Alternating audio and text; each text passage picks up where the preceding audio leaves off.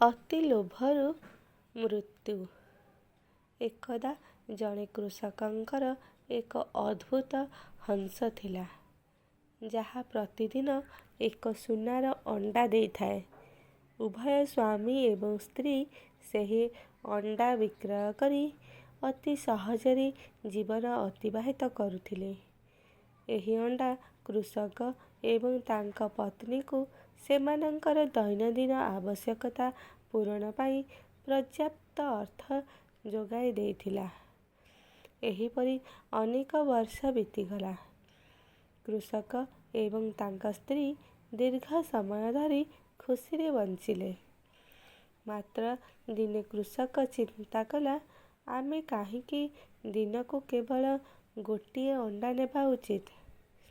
ଆମେ କାହିଁକି ସେମାନଙ୍କୁ ଏକାଠି କରି ବହୁତ ଟଙ୍କା ରୋଜଗାର କରିପାରିବା ନାହିଁ? କୃଷକ ତାଙ୍କ ପତ୍ନୀଙ୍କୁ ଏହି ପ୍ରଶ୍ନ କହିଥିଲେ ଏବଂ ସେ ଏହି ମୂର୍ଖତା ସହିତ ରାଜି ବି ହୋଇଗଲେ। ତାପରେ ପରଦିନ ଠିକ୍ ହଂସଟି ଅଣ୍ଡା ଦେବା ମାତ୍ରେ କୃଷକ ଏକ ତୀକ୍ଷ୍ଣ ଛୁରୀରେ ହଂସକୁ ହତ୍ୟା କଲା। ସେ ହଂସକୁ ହତ୍ୟା କରିବା ପରେ ସେ ବର୍ତ୍ତମାନ ସେହି ହଂସର ସମସ୍ତ ଅଣ୍ଡା ପାଇବାକୁ ଚିନ୍ତା କଲା। ସବୁ ସୁନା ଅଣ୍ଡା ପାଇବା ଲୋଭରେ ପେଟ ଚିରି ଦେଖେ ତ ହଂସର ପେଟ କେବଳ ରକ୍ତରେ ଭର୍ତ୍ତି ଥିଲା।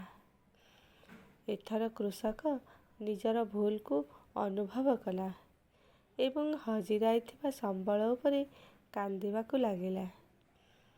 ଦିନ ଗଡ଼ିବା ସହିତ କୃଷକ ଏବଂ ତାଙ୍କ ପତ୍ନୀ ଗରିବ ହୋଇଗଲେ।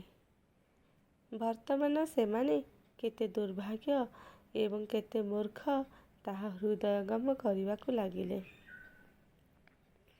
ସମୟ ଆଗରୁ ଭାଗ୍ୟଠାରୁ ଅଧିକ କିଛି ମିଳେ ନାହିଁ। ଏହା ସହ ଲୋଭ ମଣିଷକୁ ଅମଣିଷ କରିଦିଏ। ତେଣୁ ଯେତିକି ଅଛି ସେତିକିରେ ଖୁସିରେ ରୁହନ୍ତୁ। ଅତି ଲୋଭ କଲେ ମୃତ୍ୟୁ ସୁନିଶ୍ଚିତ। ଯଦି କାହାଣୀଟି ଆପଣମାନଙ୍କୁ ଭଲ ଲାଗିଥାଏ ତେବେ ଲାଇକ୍, ସେୟାର ଓ କମେଣ୍ଟ କରନ୍ତୁ। ଆପଣମାନେ ଯଦି ମୋ ଚ୍ୟାନେଲରେ ନୂଆ ଅଛନ୍ତି ତେବେ ଚ୍ୟାନେଲଟିକୁ ସବସ୍କ୍ରାଇବ୍ କରିନିଅନ୍ତୁ। କାହାଣୀଟିକୁ ଶେଷ ପର୍ଯ୍ୟନ୍ତ ଶୁଣିଥିବାରୁ ଆପଣମାନଙ୍କୁ ଅନେକ ଅନେକ ଧନ୍ୟବାଦ।